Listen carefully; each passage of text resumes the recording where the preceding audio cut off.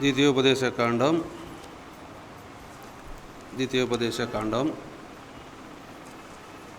ఆఖరి అధ్యాయం 33వ అధ్యాయం 29వ వచనం చదువుకుందాం.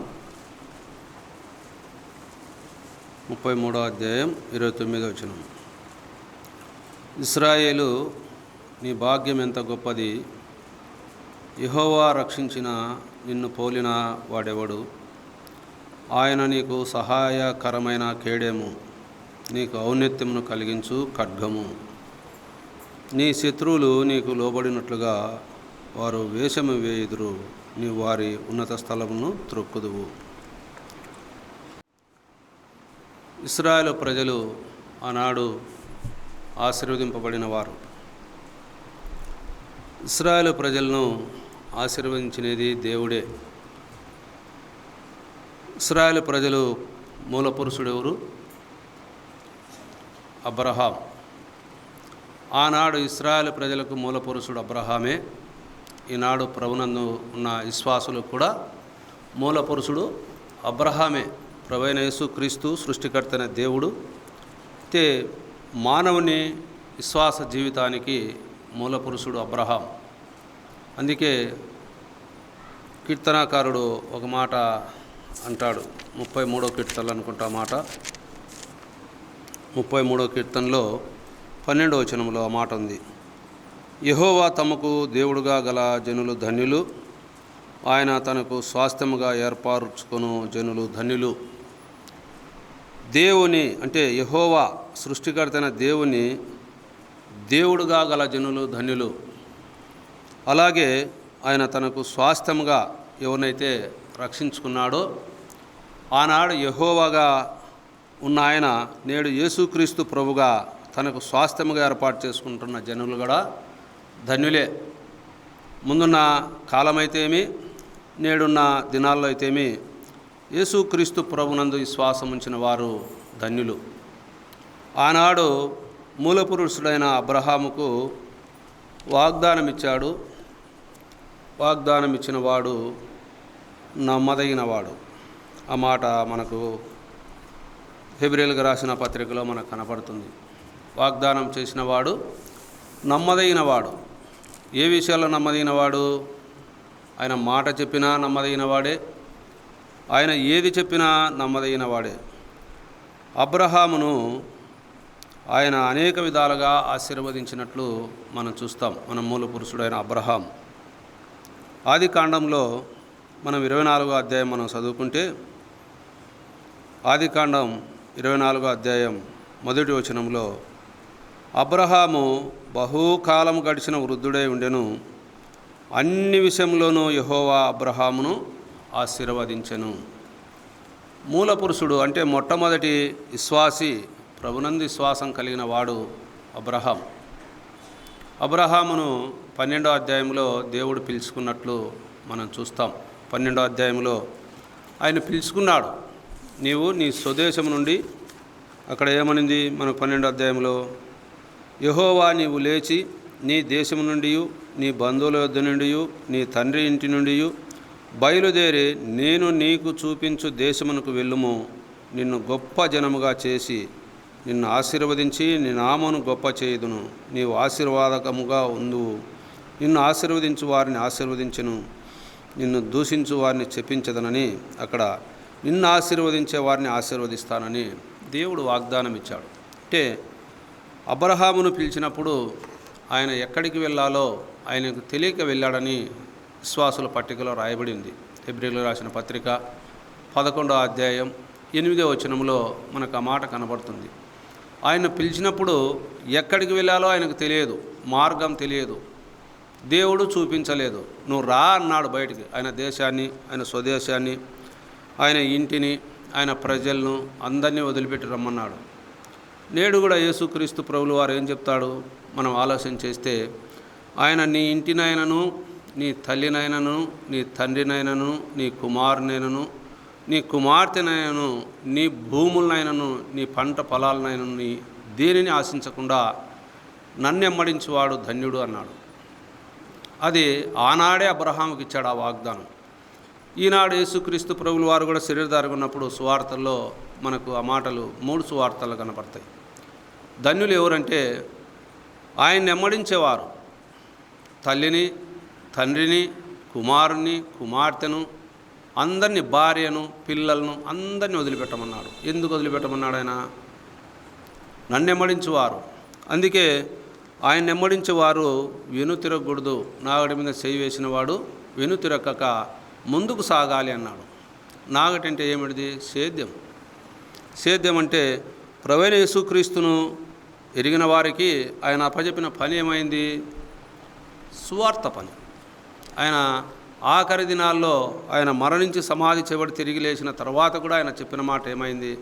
ముందైనా మీరు సర్వ సృష్టికి వెళ్ళి సువార్త ప్రకటించండి అని ముందు చెప్పాడు.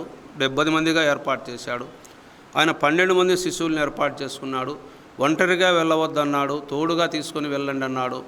మీరు ఒక జత బట్టలు తీసుకొని వెళ్ళొద్దు అంటాడు, మీ చెప్పులు తీసుకొని తొడగద్దు అంటాడు, ఆహారం కొరకు మీరు దిగులు చేయొద్దు అంటాడు. ఆ సువార్తలు మనం చదివితే ఎన్నో గంభీరమైన సత్యాలు ఉన్నాయి. అబ్రహామును కూడా ఆనాడు మూలపురుషుడిని ఆయన పిలిచిన పిలుపు అలాగే ఉంది. ఈనాడు ప్రభువైన యేసుక్రీస్తుల వారు పిలిచిన పిలుపు అలాగే ఉంది. ఆనాడు అబ్రహామును పిలిచిన పిలుపు కూడా అలాగే ఉంది మనం ఆలోచన చేస్తే. అయితే అబ్రహాము నమ్మకంగా ఎమ్మడించాడు. అబ్రహాము దేవుని యందు నమ్మకంగా ఎమ్మడించాడు కనుకనే ఆయన వృద్ధాప్యమందు ఆయన బహు ఆస్తి గలవాడై అన్నాడని అక్కడ రాయబడింది. అబ్రహాము బహు కాలం గడిచిన వృద్ధుడై ఉండెను. అన్ని విషయంలో యెహోవా అబ్రహామును ఆశీర్వదించిన అన్ని విషయాలు, ఒకటి కూడా కాదు, ఏ కొదవ లేకుండా. అందుకే యేసుక్రీస్తు ప్రభుల వారు కూడా మనకు తెలియజెప్పే మాట మత్తయి రాసిన సువార్త 6వ అధ్యాయంలో ఏమంటాడు ఆయన? మీకు అక్కరగా ఉన్నవేవో మీ పరలోకపు తండ్రికి తెలియను, అయితే మీరు మొదట నా రాజ్యాన్ని, నా నీతిని వెతకండి అన్నాడు. 36వ అధ్యాయం 33వ వచనంలో. పరలోకపు తండ్రికి సమస్తము తెలుసు కాబట్టి ఆయన పిలిచాడు. అబ్రహామును పిలవడానికి కారణం, ఈనాడు మనల్ని పిలవడానికి కారణం, అది మనం వెరగకున్నాం. ఆనాడు అబ్రహాము వెరిగాడు, సృష్టికర్తన దేవుని వెరిగాడు. అదే మాటే కదా మనకు కనబడుతుంది అనేక చోట్ల. గలతీ రాసిన పత్రికలో కనబడుతుంది, యాకోబు రాసిన పత్రికలో కనబడుతుంది, అబ్రహాము రోమా పత్రికలో కనబడుతుంది. అబ్రహాము దేవుని నమ్మెను, అది అతనికి నీతిగా ఎంచబడెను. 15వ అధ్యాయంలో కూడా, ఆదికాండం 15వ అధ్యాయంలో కూడా మనకు 6వ వచనంలో మాట మనకు కనబడుతుంది. అబ్రహాము దేవుని నమ్మెను, అది అతనికి నీతిగా ఎంచబడెను. అంటే అబ్రహాము ఎవని నమ్మాడు? సృష్టికర్తన దేవుని పిలుపును, ఆయన మాటను నమ్మాడు. అందుకే ఆయన యేసుక్రీస్తు ప్రభుల వారు కూడా నా మాట విని నన్ను పంపిన వారిని విశ్వాసముంచు ప్రతి ఒక్కరూ మరణంలో నుండి జీవములోనికి దాటి ఉన్నారు అన్నాడు. ఆయన యోహాను రాసిన సువార్త 5వ అధ్యాయము 24వ వచనంలో మరణములో నుండి జీవములోనికి దాటి ఉన్నారు. అంటే ఆయన మాట వినాలి. మాట వినకుంటే ఉపయోగం ఏమి లేదు. యేసుక్రీస్తు ప్రభుల వారు ఆనాడు సృష్టికర్తనే దేవుడు, ఆయన దర్శనంలో కనపడేవాడు, యెహోవాగా ఆయన ఉన్నాడు. అయితే ఆయన ఏది చెప్తున్నాడో అది నమ్మినవాడు అబ్రహాం. అన్ని విషయాల్లో ఆయన ఆశీర్వదించాడని మనం చూస్తున్నాం. ఇక్కడ చూడండి 13వ అధ్యాయంలో చూస్తే ఆయనకు 2వ వచనంలో ఏం రాయబడింది? అక్కడ అబ్రహాము వెండి బంగారము పశువులు కలిగి బహుధనవంతుడై ఉండెను. అబ్రహాం ఎటువంటి వాడు? వెండి బంగారములు ఉన్నాయి, ఆయనకు పశువులు ఉన్నాయి, బహుధనం కలిగిన వాడు. ఆ వాక్యాలన్నీ మనం చదువుకుంటే చూడండి, అక్కడ 3వ వచనం కూడా చదువుదాం. అతడు ప్రయాణము చేయుచు దక్షిణము నుండి బేతేలు వరకు, అనగా బేతేలునకును హాయిగిని మధ్య తన గుడారం మొదట ఉండిన స్థలము వరకు వెళ్ళి తాను మొదట బలిపీఠమును కట్టిన చోట చేరెను. అక్కడ అబ్రహాము యెహోవా నామమును ప్రార్థన చేసెను. అబ్రహాముతో కూడా వెళ్ళిన లోతునకు గొర్రెలు, గొడ్లు, గుడారములు ఉండెను గనుక వారు కలిసి నివసించుటకు ఆ ప్రదేశము చాలకపోయెను. ఎందుకనగా వారి ఆస్తి వారు కలిసి నివసించలేనంత విస్తారమై ఉండెను. ఎంత విస్తారమో చూడండి. అంటే 2 కుటుంబాలు కలిసి నివసించలేనంత కలిమి కలిగింది అబ్రహాముకు. అన్ని విషయాల్లో ఆశీర్వదించాడు. ఆశీర్వదించడాన్ని బట్టి అబ్రహాము ఆయన ఏ విధంగా అయితే ప్రభువుని నమ్మాడో, నమ్మడాన్ని బట్టి విస్తారమైన ఆస్తి ఆయనకు సమకూర్చబడింది. ఈ లోకంలో మొట్టమొదటిగా మనం ఆలోచన చేసేది ఏమిటంటే, ప్రభు సన్నిధికి వచ్చినప్పుడు ముందు మన కుటుంబాలు బాగుండాలా. దేవుడు కూడా అదే కదా ఆశీర్వదించేది మనల్ని. ఇప్పుడు మన స్థితి, మొదటి స్థితి ఏ స్థితి ఒక్కసారి ఊహించుకుందాం. మొదట ప్రభుని నమ్మినప్పటికీ ఏ స్థితి మంది, మనం ఏ పొజిషన్లో ఉన్నాం, మనం ఒకవేళ ప్రభు సన్నిధికి వచ్చేలకు ఆ స్థితిని గుర్తుపెట్టుకుంటే మనం అదే మాటే మనకు అనేది. ఇక్కడ హెబ్రీయులకు రాసిన పత్రికలో మనకు 11వ అధ్యాయంలో మనకు 15వ వచనంలో కనబడుతుంది. వారు ఎక్కడి నుండి వచ్చారో ఆ మార్గాన్ని వారు తెలుసుకొని ఉండాలి. అంటే మనం ఏ స్థితిలో నుంచి మనం బయటకు వచ్చామో ఆ స్థితి మనం తెలుసుకొని ఉండాలి. మన పరిస్థితి ఏంది, ఒకప్పుడు మన పరిస్థితి ఎటువంటి స్థితిలో మనం ఉన్నాం, మనకు అన్నం లేని స్థితిలో ఉన్నామా, మనం ఏమి పని చేయలేని స్థితిలో ఉన్నామా, మనకు కలిగినది ఎంత, మనకు ఉన్నది ఎంత, ముందు ఉన్నది ఎంత, అది గుర్తుపెట్టుకోవాలి. అది గుర్తు లేకుంటే ఎవరు కూడా ముందున్న కాలానికి భయభక్తులు కలిగి నివసించలేరు. ఎప్పుడైనా గుర్తుపెట్టుకోండి, మన బ్రతుకు ఎనికిన బ్రతుకు గుర్తుండాలా. అది లేకపోతే ముందున్న కాలంలో దేవుడు ఆశీర్వదించడాన్ని బట్టి మనము అతిశయం ఎక్కువ అవుతుంది, కానీ భయభక్తులు ఉండవు. అబ్రహాంకి అది లేదు. అక్కడే ఇప్పుడు చదివిన వాక్యంలోనే ఉంది అన్నమాట. ఆయన పిలిచిన పిలుపుకు 12వ అధ్యాయం 8వ వచనంలో, అక్కడి నుండి అతడు బయలుదేరి బేతేలుకు తూర్పునున్న కొండకు చేరి పడమట్టున్న బేతేలుకును తూర్పునున్న హాయికిని మధ్యను గుడారం వేసి అక్కడ యెహోవాకు బలిపీఠం కట్టి యెహోవా నామమును ప్రార్థన చేశాను. పిలిచినప్పుడు బయటకు వచ్చినప్పుడు ఆయన అక్కడ ఒక స్థితి, దేవుని పదాల చింతపడిన స్థితి అక్కడ కనపడుతుంది. ఇక్కడ తనకు అన్నీ కలిగాయి. అన్నీ కలిగిన తర్వాత ఆయన ఎక్కడికి వచ్చాడు? మళ్ళా ఈ 13వ అధ్యాయంలో మనం ఇప్పుడు చదువుకున్నాం కదా. తాను బలిపీఠమును కట్టిన చోట చేరెను. ఎక్కడ? బేతేలుకు హాయికి మధ్య తన గుడారం మొదట ఉండిన స్థలం వరకు వెళ్ళి తాను మొదట కట్టిన బలిపీఠము చేరను. అంటే దేవుని సన్నిధికి మళ్ళీ వచ్చాడు. చూడండి, అంటే మనకు కలిగిన దాన్ని బట్టి ఆయన అతిశయింపలేదు. ఆయనకు దండిగా 2 కుటుంబాలు, వాళ్ళకు కావాల్సినంత ఉంది, కావాల్సినంత ఆశీర్వదించాడు, కావాల్సినంత ఇచ్చాడు దేవుడు. వాళ్ళిద్దరూ కలిసిమెలిసి జీవించలేనంత ఆస్తినిచ్చాడు. చూడండి, కలిసిమెలిసి జీవించలేనంత ఆస్తి కలిగినప్పటికీ దేవుని దగ్గరికి, ఆయన పాదాల దగ్గరికి వచ్చాడు మళ్ళా అబ్రహాం. అంటే ఇచ్చినవాడు ఎవరు? దేవుడు. మన స్థితి, మొదటి స్థితి ఏమైంది? మనం ఏ పని చేసుకునే వాళ్ళం? నా స్థితి నాకు తెలుసు. నా స్థితి మీ అందరికి కూడా సాక్ష్యం చెప్పాను. మళ్ళా చెప్పమంటే చెప్తా. మా స్థితి, నా పెళ్ళైన సమయానికి మా స్థితి 8,000 అప్పుతో పంచుకొని బయటకు వచ్చిన స్థితి మాది. మా పిల్ల స్థితి అప్పటికి ప్రభుని నమ్ముకోలేదు. అయితే ప్రభుని నమ్ముకునే సమయానికి కూడా అప్పులో ఉన్న స్థితి నాది. అంటే ఆ స్థితిని గుర్తుపెట్టుకోవాలా. ఏం జరిగింది మనకి వెనకాల, కాలం ఏం జరుగుతుంది వెనకాల. అది జరగకపోతే దేవుని యందు భయభక్తి ఉండదు. చినిగిపోయిన గుడ్డలు వేసుకొని తిరిగాం ఆ పిల్లలప్పుడంతా. కనీసము వయసు వచ్చినప్పుడు కూడా, మా పెళ్ళైనప్పుడు కూడా నాకు ఒక జత బట్టలు కూడా లేవు. మా ఆయన 2 జతల బట్టలు పట్టిస్తే ఆ 2 జతల బట్టలు ఎత్తిపెట్టేవాడిని. మా ఆయన వేసుకునేటన్ని అవన్నీ ఆల్టరేషన్ చేసుకొని కుట్టించుకునేవాడిని. అంటే మీకు చెప్తున్నాను, ఎందుకంటే ఆ స్థితి గుర్తు లేకపోతే దేవుని యందు భయభక్తులు కలిగి ఉండవు. అబ్రహాము దేవుని యందు భయభక్తులు కలిగి ఊరకనే ఉన్నాడా? ఆయన తండ్రి ఇంటి నుంచి వచ్చాడు, ఆస్తి పంచుకున్నాడు, అన్నీ వచ్చాడని మనకేం రాయబడింది. అయితే దేవుడు ఆశీర్వదిస్తే ఆ ఆశీర్వాదం ఎంత గొప్పదో దాన్ని గుర్తుపెట్టుకోవాలా. ముందు మన బతుకు ఏది? అందుకే దావీదు మర్చిపోలేదు. దావీదు తన రాజైనా కూడా తన స్థితి మర్చిపోలేదు. ఆయన ఒక గదిలో పెట్టుకొని దాన్ని ప్రార్థన చేస్తున్నాడు. ఎందుకు? ఆయన స్థితి అది. మొదట నా స్థితి ఇది ప్రభువా, నా స్థితి లేనిది నువ్వు లేనిది నేను ఈ స్థితికి రాలేదు ప్రభువా. అన్ని విషయాల్లో కూడా ప్రభువుని గణపరిచేవాడు. అందుకే అన్ని కీర్తనలు రాయగలిగాడు ఆయన. అయితే అబ్రహాము ఎక్కడికి వస్తున్నాడంటే దేవుని సన్నిధికి వస్తున్నాడు. ఆయన ఆస్తి కలిగిన, ఆయనకి ఏమి కలిగినా, గౌరవం కలిగినా, ఏమి కలిగినా కూడా ఆయన దేవుని సన్నిధిలో ఉండేవాడు, బలిపీఠం యుద్ధ చేరేవాడు. చూడండి ప్రియులారా, అబ్రహాము ఆశీర్వాదం అంటే విశ్వాసికి ఒక గొప్ప భాగ్యం. విశ్వాసిని భాగ్యం ఎంత గొప్పది అన్నాడు. ఎంత గొప్పది అనుకున్నావు విశ్వాస యొక్క భాగ్యం. ఆ కీర్తన మనం చదువుకుంటే చూడండి, ఆ కీర్తన ఒక చరణం 2 చరణాలు చదువుకుందాం.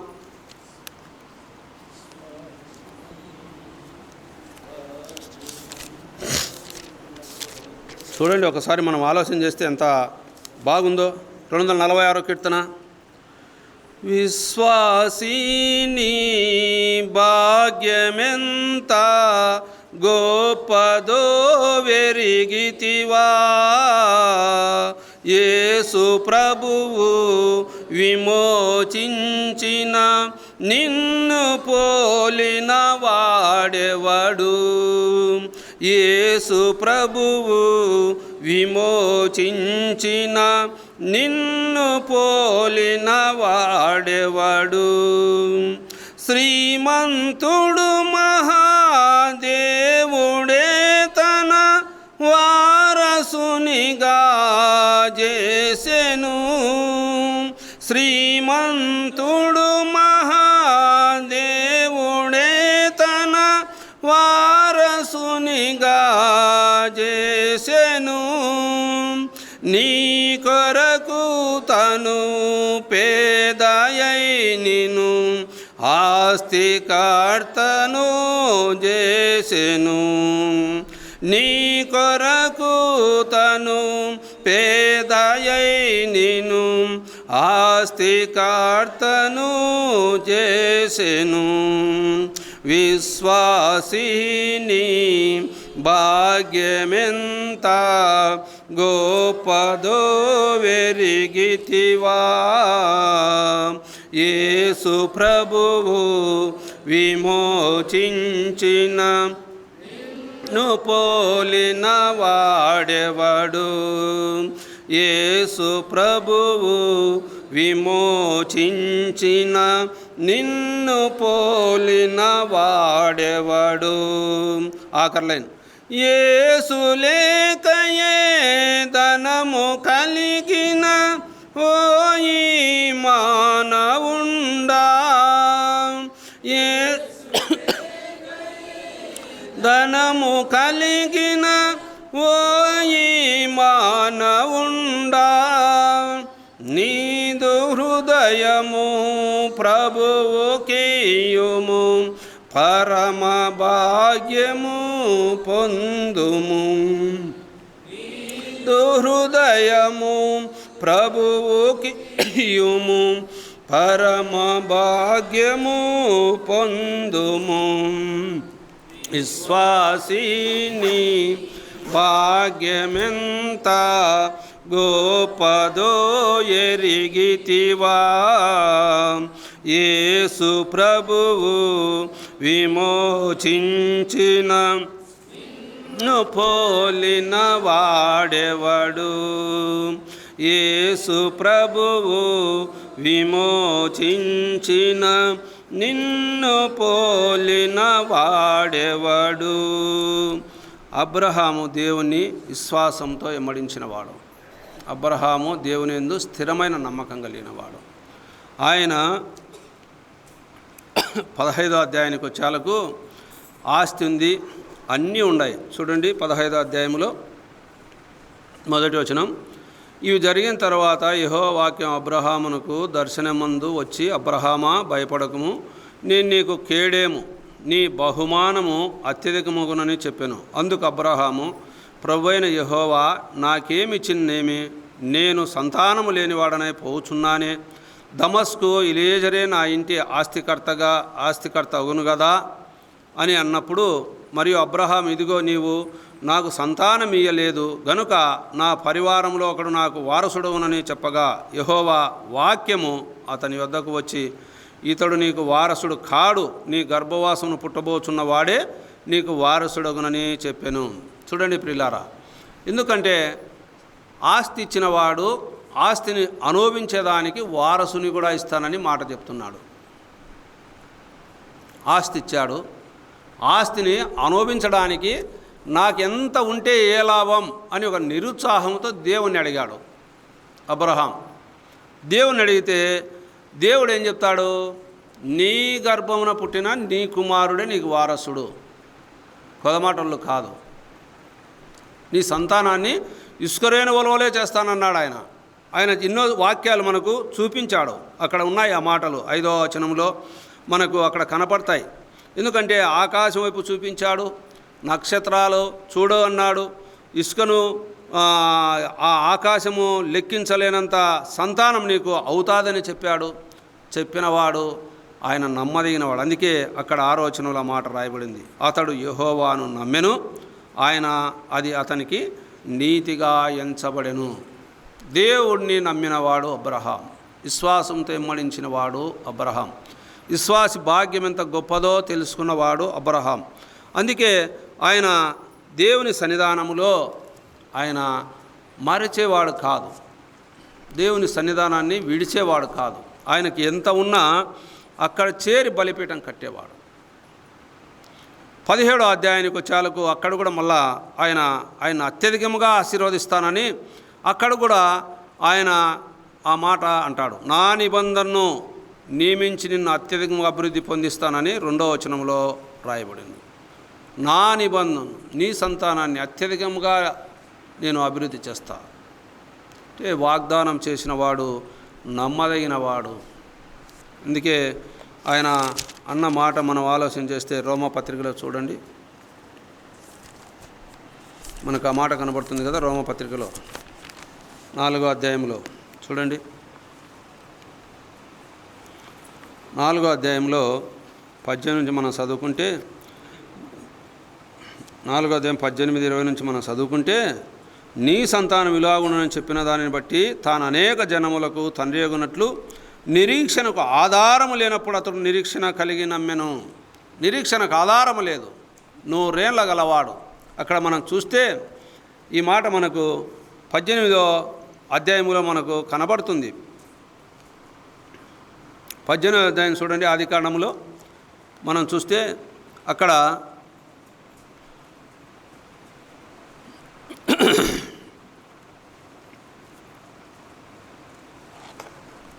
18వ అధ్యాయంలో 9వ వచనం నుంచి మనం చదువుకుంటే, వారు అతనితో నీ భార్య అయిన శారా ఎక్కడనున్నదని అడుగగా అతడు ఇదిగో గుడారంలోనున్నదని చెప్పాను. అందుకు ఆయన, మీదడికి కాలమున నీ యొద్దకు నిశ్చయముగా మరలా వచ్చేదను, అప్పుడు నీ భార్య అయిన శారాకు ఒక కుమారుడు కలుగునని చెప్పాను.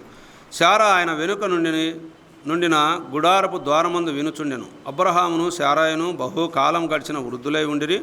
స్త్రీ ధర్మము శారాకు నిలిచిపోయిన గనక శారా నేను బలం ఉడికిన దానినైనా తరువాత నాకు సుఖము కలుగునా అని అంటుంది.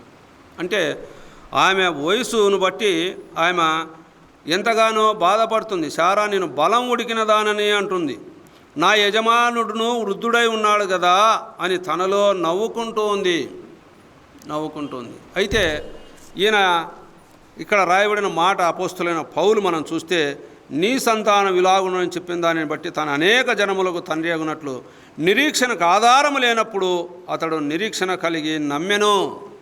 నిరీక్షణకు ఆధారమే లేదు. అది ఎవరైనా బైబిల్ గ్రంథములో మనం చూస్తుంటాం, కానీ ఇలాంటి జరిగినట్లు ఎక్కడ కూడా లేదు. సృష్టికి విరుద్ధంగా జరిగినట్లు ఎక్కడ కూడా లేదు. అందుకే ఆ మాటలు ఇక్కడ రాయించాడు. మరియు అతడు విశ్వాసం నందు బలహీనుడు కాక రమారమి 100 ఏళ్ల వయసు గలవాడై ఉండి అప్పటికి తన శరీరం మృతతిల్లమైనప్పుడు నట్టును శారా గర్భమును మృతతిల్లమైనట్టును ఆలోచించను గాని అవిశ్వాసం వలన దేవుని వాగ్దానమును గురించి సందేహింపలేదు. దేవుని మహిమపరిచి ఆయన వాగ్దానం చేసిన దానిని నెరవేర్చుటకు సమర్థుడని రూఢిగా విశ్వసించి విశ్వాసం వలన బలము పొందెను. చూడండి ప్రియులారా, ఆయన అవిశ్వాసంతో వెళ్ళలేదు. అబ్రహాం విశ్వాసంతో దేవుణ్ణి వెంబడించాడు, బలం పొందాడు.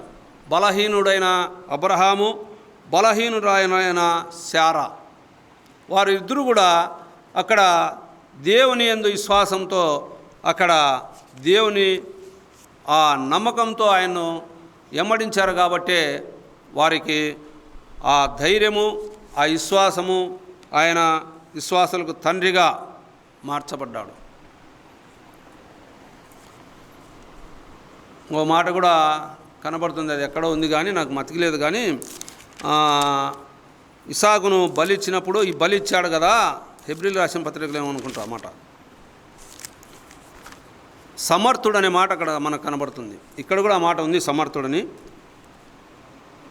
21వ వచనంలో ఉంది, ఆయన వాగ్దానం చేసిన దానిని నెరవేర్చుడు సమర్థుడని రూఢిగా విశ్వసించాడు. అంటే దేవుడు సమర్థుడు చేయడానికి అని రూఢిగా విశ్వసించాడు. హెబ్రీలు రాసిన పత్రికలో కదా ఆ మాట ఉండేదినా, 11వ అధ్యాయంలో 17వ వచనంలో 17 నుంచి మనం చదువుకుంటే, అబ్రహాం శోధింపబడి విశ్వాసమును బట్టి ఇస్సాకును బలిగా అర్పించెను. ఎవడు ఆ వాగ్దానములు సంతోషముతో అంగీకరించెనో ఇస్సాకు వలనైనది నీ సంతానం అనబడును. అది ఎవనితో చెప్పబడినో ఆ అబ్రహాము మృతులను సహితము లేపుటకు దేవుడు శక్తిమంతుడని ఎంచినవాడై తన ఏక కుమారుని అర్పించి ఉపమాన రూపంగా అతన్ని మృతుల నుండి మరలా పొందెను అని రాయబడింది. అంటే అబ్రహాం కుమారుని కూడా బలిగా ఇచ్చుటకు 22వ అధ్యాయంలో మనకు చూస్తాం, మనం చదువుకుంటాం. అయితే మీదటికి నేను నీ యొద్దకు వస్తాను, నీకు సంతానం ఇస్తానని చెప్పినవాడు వాగ్దానం చేశాడు. వాగ్దానం చేసిన దేవుడు నమ్మదగిన వాడని ఆయన యందు విశ్వాసం ఉంచాడు. ఆయన యందు నమ్మకం ఉంచి ఆయన వద్దకు ఆయన ముందుకు సాగినట్లు మనం చూస్తాం. అయితే ఇక్కడ మనం చూస్తే అబ్రహాము ప్రార్థన ఎప్పుడు కూడా దేవుడు పెడచెవున పెట్టినవాడు కాదు. అబ్రహాముకు ఆగర్ ద్వారా ఒక సంతానం కలుగుతుంది. ఆయన పేరు ఇస్మాయిల్, మనకు తెలుసు. ఆ ఇస్మాయిల్ జీవితంలో శారా ఆమెను బయటికి వెళ్ళగొట్టినప్పుడు ఆమె ఆ ఇస్మాయిల్ గురించి మొరపెట్టినప్పుడు అక్కడ దేవుడు ఆ మొర కూడా విన్నట్లు మనకు 18వ అధ్యాయంలో 17వ అధ్యాయంలో మనకు అక్కడ 17వ అధ్యాయంలో కాదు 21వ అధ్యాయంలో మనకు కనపడుతుంది ఆ మాట. అయితే ఈ 17వ అధ్యాయంలో అబ్రహాము ఒక మాట అంటాడు చూడండి.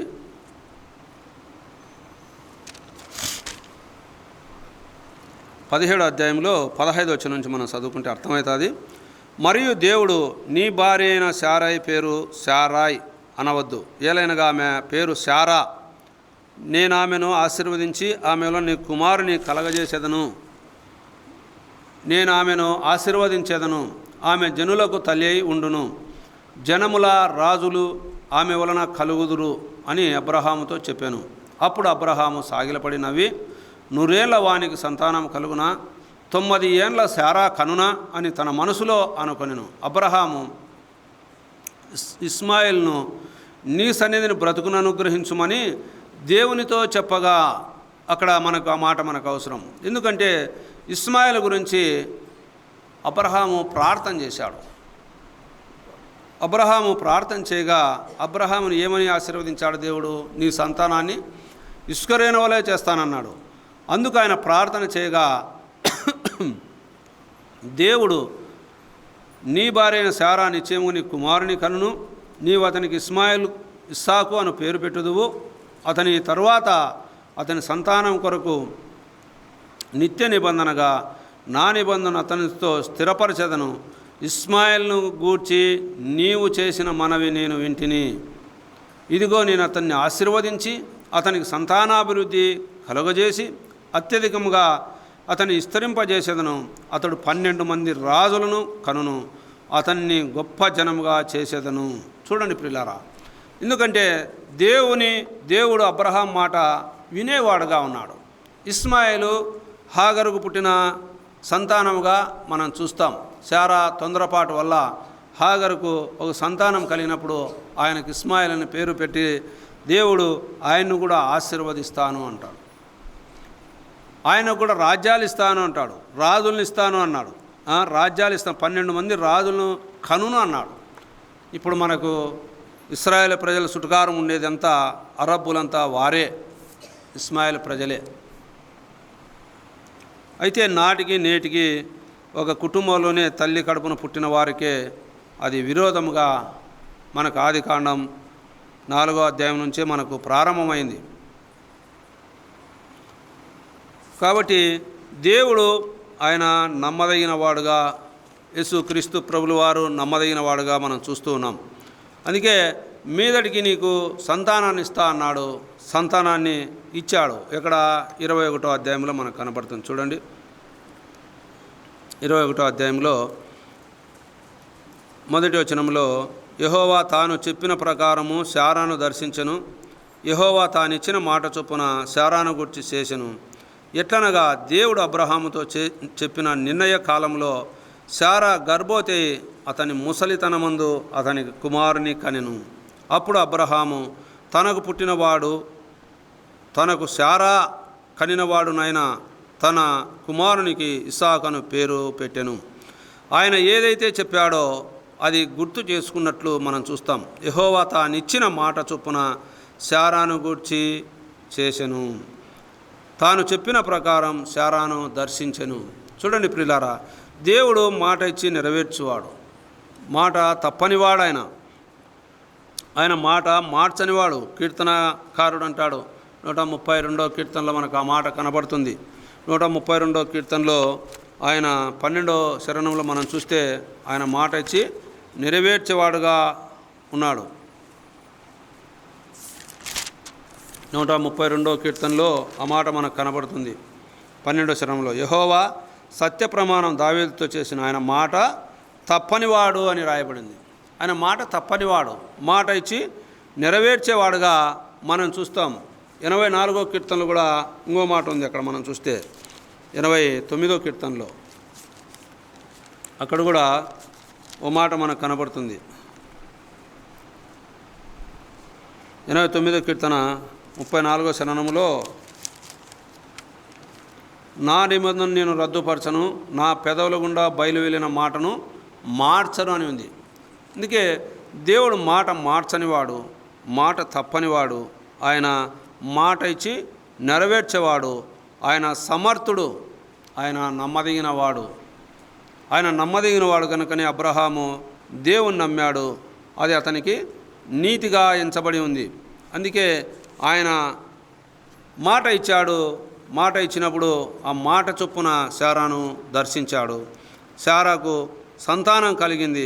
ఆ సంతానం కలిగినప్పుడు శారా ఆనందంతో సంతోషంతో ఆమె దేవుని సన్నిధానంలో ఆమె ఉన్నట్లు మనం చూస్తాం. అందుకే మాట ఇచ్చి నెరవేర్చువాడుగా, ఆయన మాట తప్పనివాడుగా దైవ గ్రంథములో మనకు రాయబడింది. ప్రియులారా, మనం చూస్తే ఆదికాండంలో 18వ అధ్యాయంలో ఆయనకింత ఇంకా సంతానం కలక్కనే ఆయనకు అనేకమైన ఆస్తి ఉన్నను దేవుని కొరకు దేవుని సన్నిధిలో ఆయన కనిపెట్టేవాడుగా ఉన్నాడు. 18వ అధ్యాయంలో మనకు కనపడుతుంది. అక్కడ 18వ అధ్యాయంలో మొదటి వచనం నుంచి మనం చదువుకుంటే అక్కడ ఏముంది?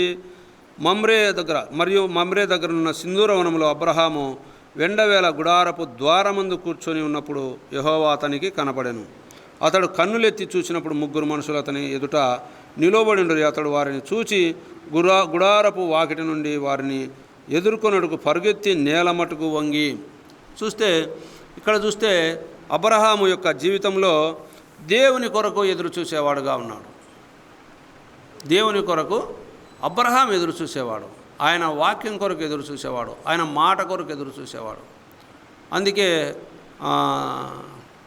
సొలొమోను రాయించాడు 8వ అధ్యాయంలో సామెతల గ్రంథంలో, నా గడప యుద్ధ కనిపెట్టుకుని వారు ధన్యులు, నా ద్వార బంధకాల యుద్ధ కాచుకుని ఉండేవారు ధన్యులు, నా ఉపదేశం అంగీకరించేవారు ధన్యులు. అందుకే దేవుని గడప యుద్ధ కనిపెట్టుకునే భాగ్యము ఎవరికిందంటే అబ్రహాముకుంది. దేవుని కొరకు ఎదురు చూసేవాడు. మమ్రే సింధూరపు వద్ద ఆయన ఆ దగ్గర సింధూరపు వనములో అబ్రహాము ఎండవేల గుడారపు ద్వారం అన్నాడు. అంటే గుడారం, ఆ కాలంలో గుడారాలు ఉన్నాయి అబ్రహాముకు. ఈ కాలంలో మనకు మందిరాలు ఉన్నాయి, గృహాలు ఉన్నాయి. దేవుని కొరకు ఎదురు చూసేవాడుగా ఉన్నాడు అబ్రహాము. ఆయన కలిగిన దాన్ని బట్టి కాదు, ఆయనకు దేవుడు ఇచ్చిన దాన్ని బట్టి కాదు, దేవుని సన్నిధిని ఎప్పుడు సంతోషం అనుభవించాలా, దేవుని ఎప్పుడు సంతోషపరచాలా అనేవాడు అబ్రహాం.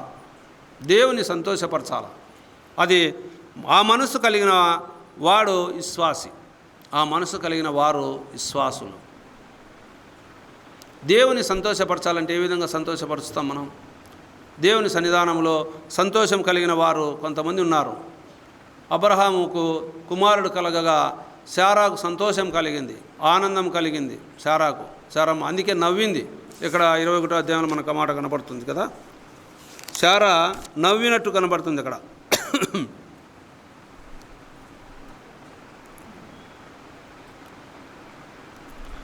నవ్వుదురు అనే మాట మనకు కనపడుతుంది. ఆమెకు సంతోషం కలిగింది. అక్కడ 6వ వచనంలో మాట ఉంది. అప్పుడు శారా, దేవుడు నాకు నవ్వు కలగజేసెను, వినువారెల్లా నా విషయమై నవ్వుదురు అనేను. అంటే సంతోషం, నవ్వడం అంటే సంతోషం. ఆమె విషయంలో దేవుని సన్నిధానంలో ఆమె సంతోషాన్ని పొందింది. కుటుంబంలో సంతోషం కలిగింది. కొందరు కలిగితే కొందరికి సంతోషం. శారమ్మకు కుమారుడు కలుగుట ద్వారా ఆమెకు 90 ఏళ్ళ వయసులో కుమారుడు కలిగితే ఆమె సంతోషం, ఆమె ఆనందం పట్టేంత ఏది ఉండదు. ఎందుకు? దేవుడు ఇచ్చిన మాట నెరవేర్చాడు. ఆ దేవుని సన్నిధానంలో వారు కనిపెట్టగా ఆ మాటను వారు పొందుకున్న వారు ఆనందపడుతున్నారు, సంతోషపడుతున్నారు. అందుకే అబ్రహాము బహుకాలం గడిచిన వృద్ధుడై ఉండెను. అన్ని విషయంలోనూ యెహోవా అబ్రహామును ఆశీర్వదించెను అనే మాట ఉంది. అందుకే నెహెమ్యా గ్రంథంలో ఒక మాట ఆయన రాయించాడు. నెహెమ్యా గ్రంథంలో ఒక మాట రాయించాడు, చూడండి. 9వ అధ్యాయము 7వ వచనంలో, దేవా యెహోవా అబ్రహామును ఏర్పరచుకొని కల్దీల ఊరు అను స్థలము నుండి యువతలకు అతన్ని రప్పించి అతనికి అబ్రహామును పేరు పెట్టిన వాడవు నీవే. అతడు నమ్మకమైన మనసు గలవాడని ఎరిగి కనానీయులు, హిత్తీలు, అమోరీయులు, పెరిజ్జీయులు, యెబూసీయులు, గిర్గాషీయులు అనువారు దేశమును అతని సంతతి వారికి ఇచ్చినట్లు అతనితో నిబంధన చేసిన వాడవు నీవే. ఇంటికెళ్ళి 9వ అధ్యాయం అంతా చదువుకోండి. అబ్రహాం జీవితంలో జరిగిన కార్యక్రమాలు, ఆ నుంచి ఇసాకును, అలాగే మనం యాకోబును, అలాగే అక్కడ ఇశ్రాయేలు ప్రజలను అక్కడ ఆయన అన్నమాట చాలా మాటలు ఉన్నాయి. ఆ 9వ అధ్యాయం ఇంటికి వెళ్ళినాక మళ్ళీ చదువుకోండి 7వ వచనం నుంచి. అక్కడ చాలా గొప్ప కార్యాలు చేశాడని అక్కడ నెహెమ్యా రాయించాడు ఈ గ్రంథంలో.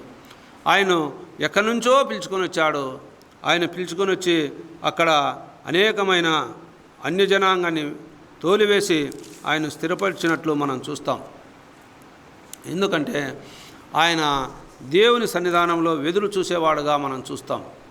దేవుని సన్నిధానంలో ఆయన నిలిచేవాడుగా మనం చూస్తాం. అందుకే శారమ్మ విషయంలో కూడా ఆయన ఎంత గొప్పగా ఆమెను గౌరవించాడో మనం చూస్తే 23వ అధ్యాయంలో ఆమె గురించి, ఆమె మరణించిన తర్వాత 23వ అధ్యాయంలో ఆదికాండంలో ఆమెను పాతిపెట్టడానికి ఒక స్థలం గురించి కూడా అక్కడ అన్య దేశంలో ఉన్నాను, ఆయన వారి మధ్య రాజుగా ఉన్నామని అక్కడ ఒక మాట రాయబడింది. ఆయన 5-6 వచనాల్లో, హేతు కుమారులు అయ్యా మా మాట వినుము, నీవు మా మధ్యన మహారాజువై ఉన్నావు అని అంటారు.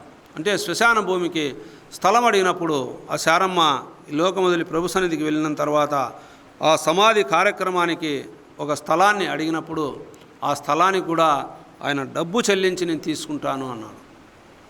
అక్కడ వారికి సాగిలపడ్డాడు అబ్రహాం. అంటే ఎంత వినయం ఉంది, ఎంత భయభక్తులు ఉంది. అదే దేవుని దయందు మనుషుల దయందు వర్ధిల్లడం. అంటే ఎదుటి మనిషిని ఎవరైనా సరే వారు ఆయన కన్నా ఆయనేమి రాజై ఉన్నాడు అని వారు గౌరవిస్తుంటే ఈయన ఏం చేస్తున్నాడు? వారి పాదాల యొద్ద సాగిలపడుతూ ఉన్నాడు. వారి పాదాల యొద్ద అబ్రహాం సాగిలపడుతూ ఉన్నాడు. ఈయనకు ధనం ఉంది, ఆస్తి ఉంది, అన్నీ ఉన్నాయి. ఆ స్థలం శ్మశాన భూమికి అడిగేదానికి అక్కడ ఆ హెబ్రోను మమ్రే ఎదుట ఆ మక్షకేల పొలము, ఆ పొలం కోసము ఆయన సాగిలపడినట్లు మనం చూస్తాం. అంటే ఎంత తగ్గింపు ఉందో ఆయనలో మనం ఆలోచన చేయాలి ప్రియులారా. ఆయనలో చాలా తగ్గింపు ఉంది. ఆయన తగ్గింపు ఉంది కాబట్టే ఆయన అన్ని విషయాల్లో ఆశీర్వదించబడ్డాడు. ఆయన అన్ని విషయాల్లో ఆశీర్వదించడానికి కారణము ఆయన తగ్గింపు ఉంది, ఆయనలో భయభక్తులు ఉంది. అందుకే దినవృత్తాంతర గ్రంథంలో మనకు రాయించాడు కదా ఓ మాట, చూడండి.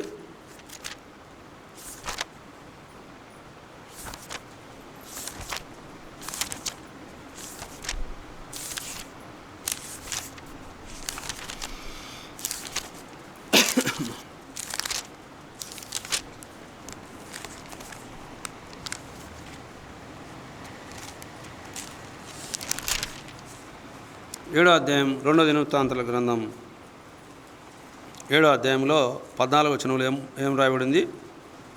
నా జనులు తమ్ము తాము తగ్గించుకొని ప్రార్థన చేసి నన్ను వెదికి తమ చెడు నడతలను విడిచిన ఎడలా అనే మాట చూడండి.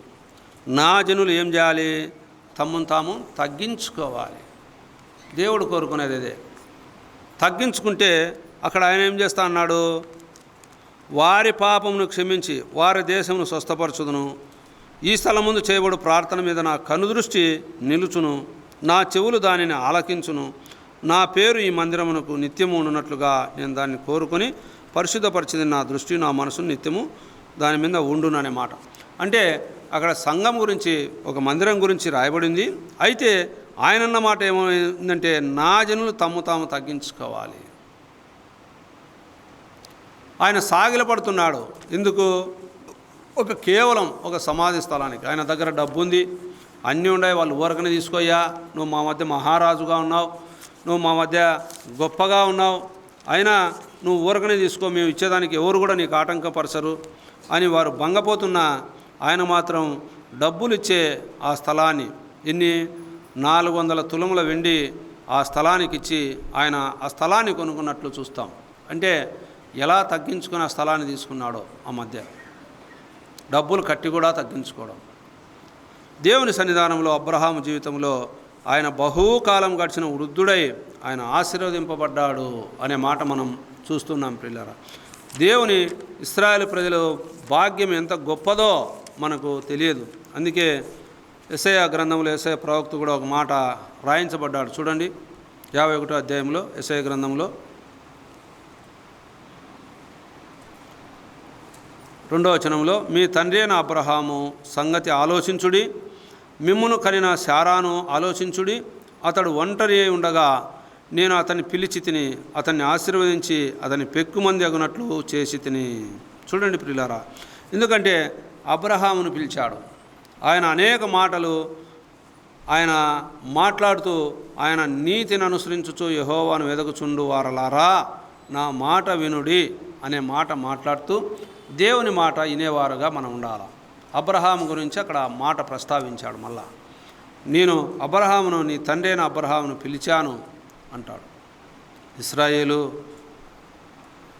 యాకోబు అని ఎన్నోసార్లు ఈ యెషయా గ్రంథములో ఆయన గురించి ఎంతగానో మాట్లాడుతూ వచ్చాడు. మీరు నా మాట వినాలి, నీతిని అనుసరించుచు యెహోవాను వెదకుచు నా మాట వినాలి అని సెలవిచ్చాడు. ఆయన మాట వినాలి. ఆయన మాట వింటే మనకు దీవెన ఉంది, ఆశీర్వాదం ఉంది. ఆయన మాట ఇచ్చి నెరవేర్చువాడుగా ఉన్నాడు. ఆయన మాట తప్పనివాడుగా ఉన్నాడు ప్రియులారా. అందుకే ఆయన సన్నిధానంలో మనము ఎల్లవేళలా కూడా మనము ఆయన సన్నిధానంలో మనం ఉండాలి. అదే దేవుడు కోరుకునేది. అందుకే దేవుని సన్నిధానంలో ఆయన మాట ఇచ్చి నెరవేర్చేవాడు. ఇశ్రాయేలు, నీ భాగ్యం ఎంత గొప్పది అని సెలవిచ్చినవాడు. ఆ భాగ్యం యెహోవా దేవుడుగా గల జనులు ధన్యులు అన్నాడు. యెహోవా దేవుడుగా గల జనులు ధన్యులు, తనకు స్వాస్థ్యంగా ఏర్పాటు చేసుకున్న జనులు ధన్యులు అని అక్కడ రాయబడింది ప్రియులారా.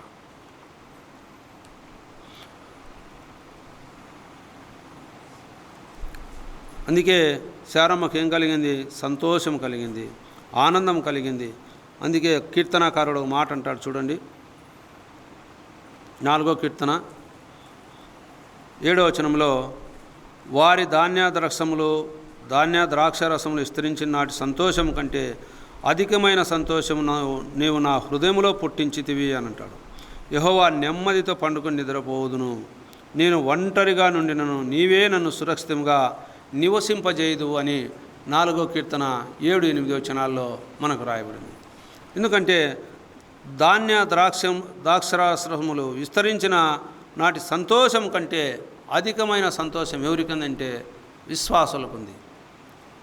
విశ్వాసులకు ఉంది అధికమైన సంతోషం. ఎందుకు?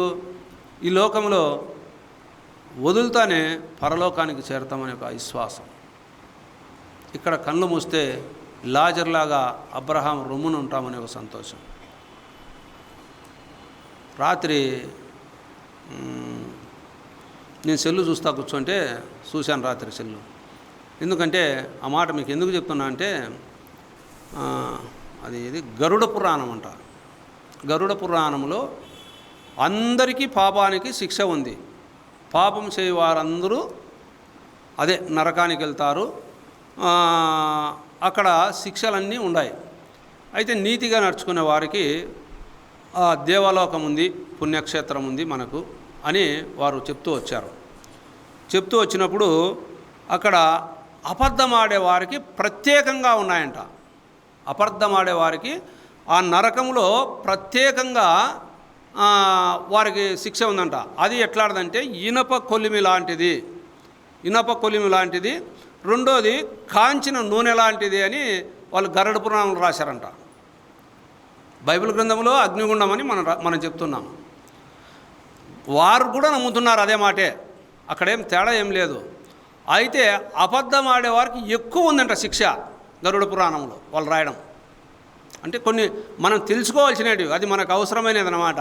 వారు చెప్పగలిగేది కూడా ఏమైందంటే అగ్నిగుండం అనేది ఉంది, పాతాళం అనేది ఉంది. ఆ అగ్నిగుండంలో యుగయుగములు కాలగలిగే వారు ఉన్నారు. అంటే మనలో ఎంతమంది అబద్ధాలు ఆడుతున్నారు ఎక్కువగా, అది గ్రహించుకోవాలి. గ్రహించుకోకపోతే నష్టపోయేది మనమే. అందుకే ఇక్కడ ఆయన ఏమన్నాడు, వారి ద్రాక్ష రసములు విస్తరించిన నాటి సంతోషం కంటే అధికమైన సంతోషం నీవు నా హృదయములో పుట్టించిదివి.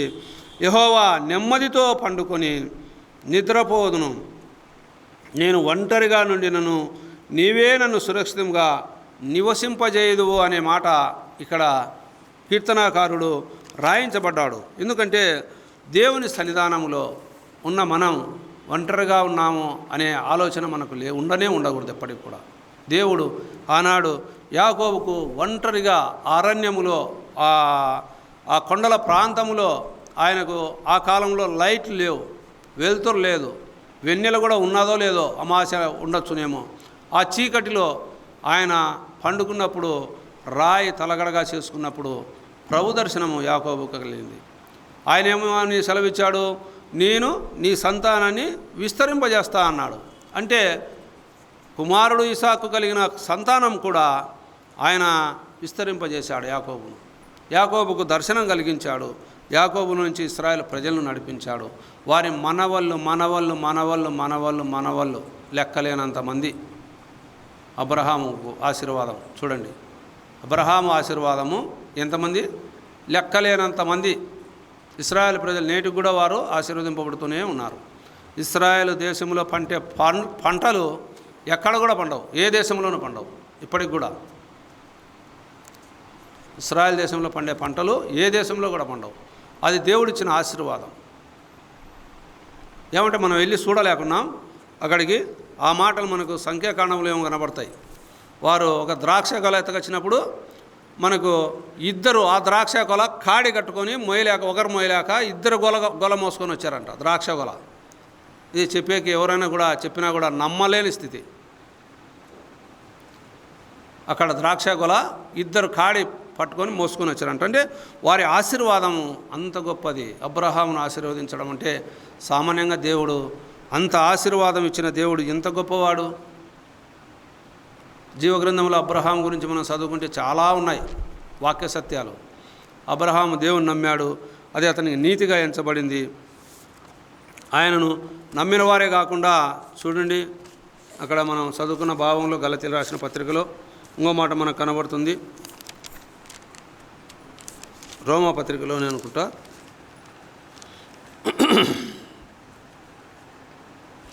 రోమా పత్రిక మనం చదువుకున్నాం కదా ఇప్పుడు 4వ అధ్యాయంలో. అక్కడే ఇంకో మాట ఉంది మనకు కావాల్సిన మాట. 16వ వచనం చూద్దాం.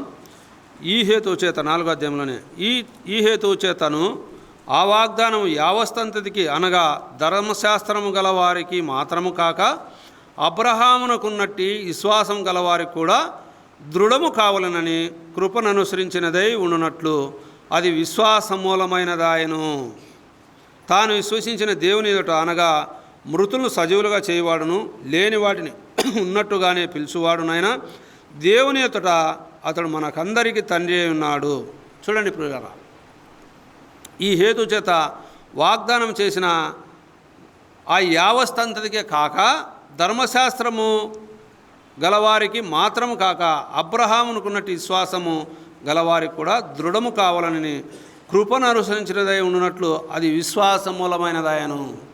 దేవుని విశ్వాసం ఉంచితే అబ్రహాముకే కాదు, మనకు కూడా ఉంది ఆ ఆశీర్వాదం. అబ్రహాంకి ఒకనికి అని మనం అనుకుంటున్నాం, కాదు. దేవుని విశ్వాసం ఉంచిన ప్రతి ఒక్కరికి కూడా ఉంది ఆ భాగ్యం. అక్కడ ఆ మాట రాయబడింది. మనకు ఆయనకు మాత్రమే కాదు, మనకు కూడా ఉంది. ఆయన ప్రియకుమారుడైన యేసుక్రీస్తు ప్రభుల వారెందు మనకు కూడా గొప్ప రక్షణ దయచేశాడని 3వ అధ్యాయంలో మనం చూస్తాం. 3వ అధ్యాయం 24వ వచనంలో చూడండి. కాబట్టి నమ్మువారు ఆయన కృపచేతనే క్రీస్తు యేసునందలి విమోచనం ద్వారా ఉచితముగా నీతిమంతులుగా తీర్చబడుచున్నారు. నీతిని అనుసరించేవారు అంటే నీతి అంటే యేసుక్రీస్తు ప్రభుల వారు. నీతిమంతుడు ఒక్కడు కూడా లేడు.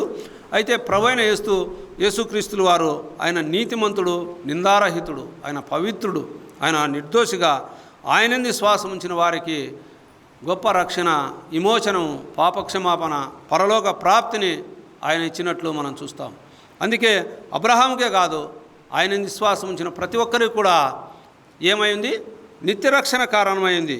ఆ విశ్వాసం గల దృఢ విశ్వాసం కావాలని కృపను అనుసరించినదై ఉన్నట్లు అది విశ్వాసం గలమైనదాయను. తాను విశ్వసించిన దేవుని ఎదుట అనగా మృతులకును సజీవులుగాను చేయువాడును లేని వాటిని ఉన్నట్టుగా పిలిచేవాడని దేవుని ఎదుట అతడు మనకందరికీ తండ్రి ఉన్నాడు.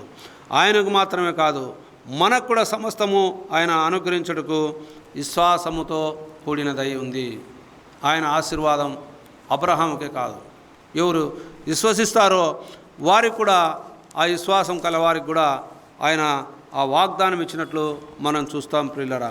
అందుకే దేవుని యందు విశ్వాసం ఉంచాలని మనం పదే పదే అందరికీ చెప్పేది అదే మాటే. ప్రభునందు విశ్వాసం ఉంచి ఆత్మరక్షణ పొందితే పరలోక ప్రాప్తి ఉంది, నిత్యత్వంలో స్థానం ఉంది, గొప్ప ఆశీర్వాదం ఉంది. భూలోక ఆశీర్వాదాలు పొందాడు అబ్రహాం, పరలోక ఆశీర్వాదం పొందాడు అబ్రహాం కుటుంబం పొందింది. ఈనాటికి ఇశ్రాయేలు ప్రజలు ఆశీర్వదింపబడుతూనే ఉన్నారు. ఈనాటికి నేటికి ప్రభు వచ్చేవరకు కూడా వారు ఆశీర్వదింపబడుతూనే ఉన్నారు. అందుకే గలతీ పత్రికలు కూడా ఆయన రాయబడిన మాట మనం చూస్తే 3వ అధ్యాయంలో, గలతీలకు రాసిన పత్రిక 3వ అధ్యాయంలో మనం చదువుకుంటే,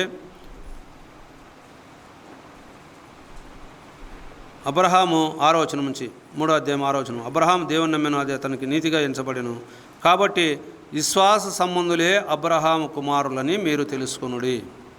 చూడండి, ఎవరైతే విశ్వాసంతో నడుచుకుంటారో వారే అబ్రహాము సంతానం.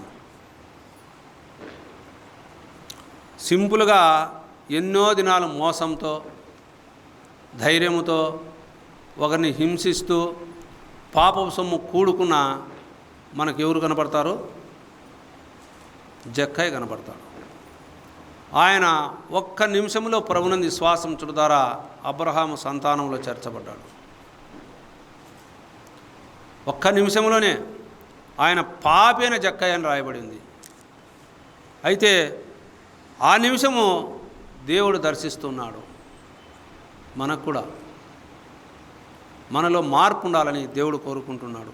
అందుకే ఆయన అన్నమాట, విశ్వాస సంబంధులే అబ్రహాము కుమారులని మీరు తెలుసుకుని దేవుడు విశ్వాస మూలంగా అన్యజనులను నీతిమంతులుగా తీర్చునని లేఖనం ముందుగా నీయందు అన్యజనులందరూ ఆశీర్వదింపబడదనని అబ్రహామునకు సువార్త ముందుగా ప్రకటించెను. కాబట్టి విశ్వాస సంబంధులే విశ్వాసం గల అబ్రహాముతో కూడా ఆశీర్వదింపబడుదురు.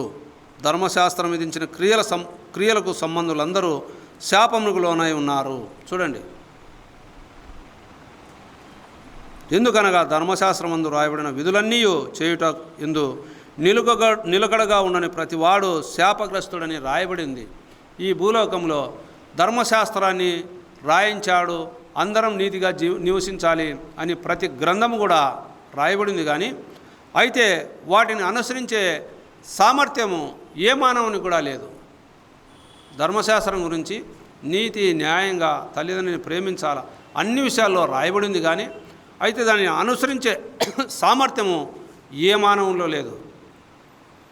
అందుకే ప్రభువైన యేసుక్రీస్తుల వారు వాటిని నెరవేర్చడానికి, అందుకే నా మాట ఆయన ఓ మాట అంటాడు కదా మత్తయి రాసిన సువార్తలో, మత్తయి రాసిన సువార్తలో 5వ అధ్యాయంలో అనుకుంటా మాట మనకు కనబడుతుంది. మత్తయి రాసిన సువార్త 5వ అధ్యాయంలో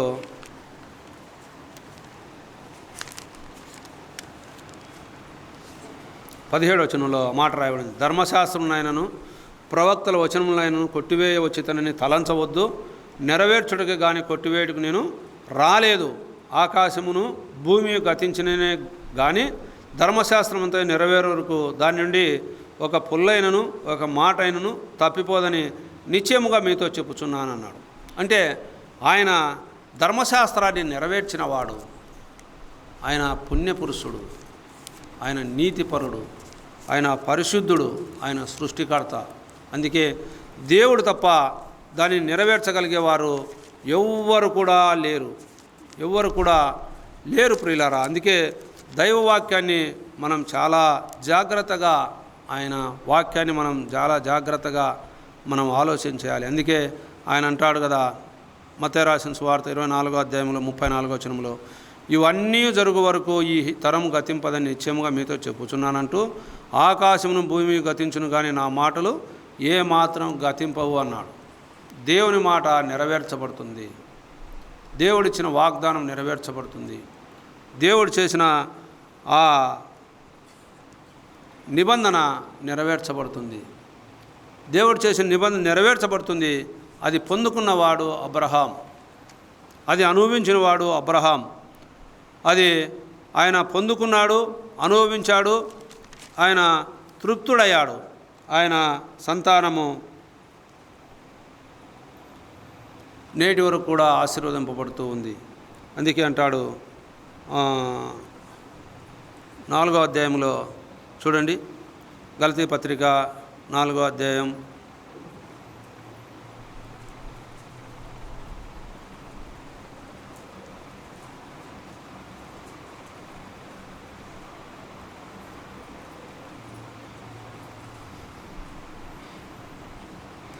3వ అధ్యాయం 28వ వచనంలో చూడండి,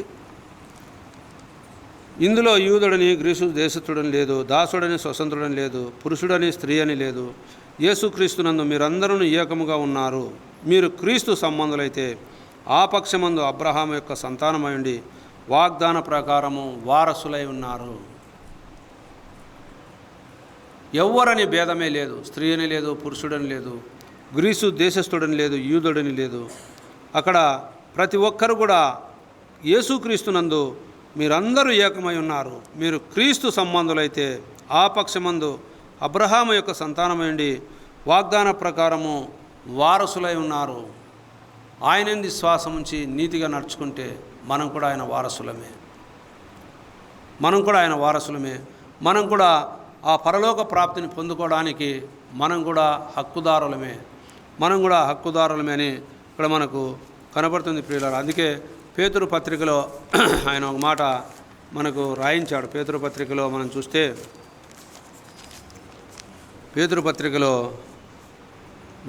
పేతురు పత్రిక 1వ అధ్యాయంలో ఒక మాట మనకు కనబడుతుంది.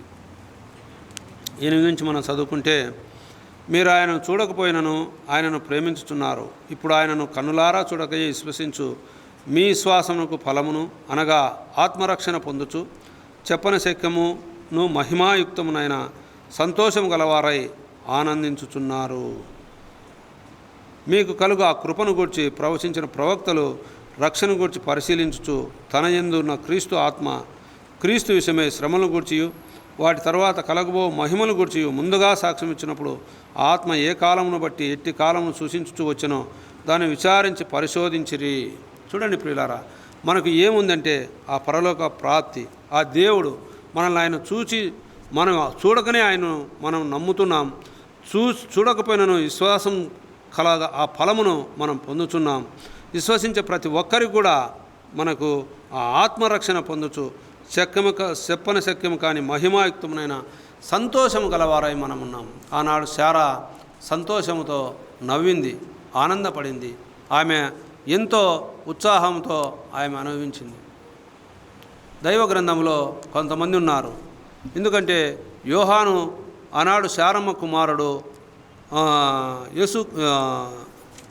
మనకు ఆనాడు ఇస్సాకు మనకు వాగ్దాన పుత్రుడైతే ఆ వాగ్దానం చేసిన వాడు నమ్మదగిన వాడు, ఆయన సంతానము విస్తారమవుతుందని ఆయన సెలవిచ్చాడు, ఆయన ఆశీర్వదించాడు అబ్రహామును. అందుకే ఇశ్రాయేలుని భాగ్యము ఎంత గొప్పది. ఇశ్రాయేలు ఎవరు? అబ్రహాము సంతానం, మూల పురుషుడు అబ్రహాము ఇశ్రాయేలుకు, వారి అబ్బా ఇశ్రాయేలు ప్రజలకు. అంటే అబ్బా ఆస్తి ఎవరికి సొంతం? ఇప్పుడు ఇప్పుడు ఇప్పుడు ఇప్పుడు ఆఖరి మాట అది. అబ్బా ఆస్తి ఎవరికి సొంతం? మనవళ్ళకు, వారి మనవళ్ళకు, వారి మనవళ్ళకు. నేను సంపాదించిన ఆస్తి మా కొడుకు కాదు, మా మనవళ్ళకే హక్కు ఎక్కువ. అర్థమైందా? ఇశ్రాయేల్ భాగ్యం ఎంత గొప్పదంటే, ఆనాడు ఆయన విశ్వాసం ఉంచుట ద్వారా ఆ వాగ్దానము ఎక్కడికి చేరింది? ఇశ్రాయేల్ ప్రజలకు అది స్వాస్థ్యమైపోయింది. అంటే స్వాస్థ్యము ఆస్తి, ఆయన ఆశీర్వాదం, పరలోక ప్రాప్తి, నిత్యత్వంలో స్థానం. ఆయన విశ్వాసం ఉంచితే మనం కూడా మన పిల్లలకు, వారి పిల్లలకు, వారి పిల్లలకు. అయితే అవిధేయత నడుచుకునే వారికి 3-4 తరాల వరకు ఆ శిక్ష ఉందని ద్వితీయోపదేశ కాండంలో రాయబడింది. అది మనం గ్రహించుకున్నాం. మనం నడుచుకోకపోతే 3-4 తరాలు అయినా, వారి తర్వాత 3-4 తరాలు, వారి తర్వాత 3-4 తరాలు అలాగే పోతూనే ఉంటుంది, కానీ అది స్వాస్థ్యంగా నిలబడదు. ఎవరమైతే దేవుని యందు నమ్మకం ఉంచుతామో శాశ్వతంగా వారు అనుభవించాలి. అది వారి స్వాస్థ్యం అనుభవించాలంటే మనము స్థిరంగా నిలబడినప్పుడు అది వాళ్ళు అనుభవిస్తారు. ఇప్పుడు కష్టపడి సంపాదించితే, సంపాదించగలిగితే అది కుమారులకు వస్తుంది, మనవలకు వస్తుంది, వారి పిల్లలకు వస్తుంది, అందరికీ వస్తుంది. అబ్బనే సంపాదించుకోలేకపోతే వారికి ఏముంటుంది ఆస్తి? ఆలోచన చేయాలి. మనం లోకాజ్ఞానంగా ఆలోచన చేద్దాం, విశ్వాస సంబంధంగా కాకుండా. వారికి ఏమన్నా ఉంటుంది ఆస్తి? ఉండదు కదా. నువ్వు సంపాదించకపోతే నీ కొడుకు ఏముంటుంది? ఇప్పుడు మా నాయన మాకేం సంపాదలే, మాకేం లేదు కదా. మా మనవలకు, మా కొడుకులకు కావాలంటే ఏమొచ్చాది? ఇప్పుడు మా కొడుకు అంటాడు, సంపాదించిన లేడు కొట్టమని, రోటి వల్ల కొట్టంలే. మా మనవాళ్ళు అట్లా లేరు కదా ఇప్పుడు ఈ లోకాన్ని. అయితే విశ్వాస జీవితంలో కూడా ఆ భక్తి జీవితం, అందుకే ద్వితీయోపదేశకాండం చదువుకోండి. 3-4 తరాల వరకు అది నీ విషయంలో జరుగుతుంది. నీ పిల్లలు నీకు వాళ్ళు దేవునికి లోబడకపోతే వారి తరంలో 3-4 తరాల వరకు జరుగుతూనే ఉంటుంది. వారు లోబడకపోతే అట్లా కాలం గడిచేంత వరకు, ప్రభు వచ్చేంత వరకు అది అలాగే జరుగుతూ వెళుతుంది. అప్పటికి వెళ్ళినప్పుడు స్వాస్థ్యంగా ఏం పొందుకుంటాం? అందుకే దేవుని యందు విశ్వాసం ఉంచితే నమ్మకంతో ఉంచాలి. అబ్రహాము నమ్మాడు, ఆయన ఆశీర్వదింపబడ్డాడు. ఆయన జీవితము ఎంత ధన్యమైందో. ఆయన గుడారాల్లో నివసించాడు. అబ్రహాం, ఇస్సాకు, యాకోబులు గుడారాల్లో నివసించారని హెబ్రీయులకు రాసిన పత్రిక 11వ అధ్యాయం 8 నుంచి మనం చదువుకుంటే అక్కడ కనబడుతుంది. వాగ్దానం చేసిన వాడు నమ్మదగిన వాడని, ఆయన కొరకు ఆ పరలోకంలో కట్టిన పట్టణం కొరకు వారు ఎదురు చూశారు. ఈ లోకంలో మిద్దెలు, మేడలు ఎన్నున్నా కూడా ఒకనాడు గతించిపోతాయి. అవి మనం ప్రభు వచ్చేంతవరకే అవి ఉంటాయి. ప్రభు వచ్చేంతవరకు వాటిని మన పిల్లలు అనుభవిస్తారు. వాళ్ళు మంచోళ్ళు అయితే నిలబెట్టుకుంటారు, వారు చెడ్డోళ్ళు అయితే పోగొట్టుకుంటారు. ఇప్పుడు ఆల్రెడీగా చాలామంది ఆస్తిపరులు బీదవారే తిరుగుతున్నారు. ఈ లోకానికి సారమైన ఆస్తిలో ఎంతోమంది. అయితే మనం ఈ లోక ఆస్తిని సంపాదిస్తామో సంపాదించలేమో మనకు తెలియదు, కానీ ఆ పరలోక ఆస్తినైనా పిల్లలకు మనం పంచిపెడితే అది ఎంతైనా ధన్యం. అది మనం సంపాదిస్తేనే పిల్లలకు చెందుతుంది. పరలోక ఆస్తి కూడా మనం సంపాదించగలిగితేనే పిల్లలకు చెందుతుంది. ప్రభు ఈ వాక్యాన్ని దీవించును.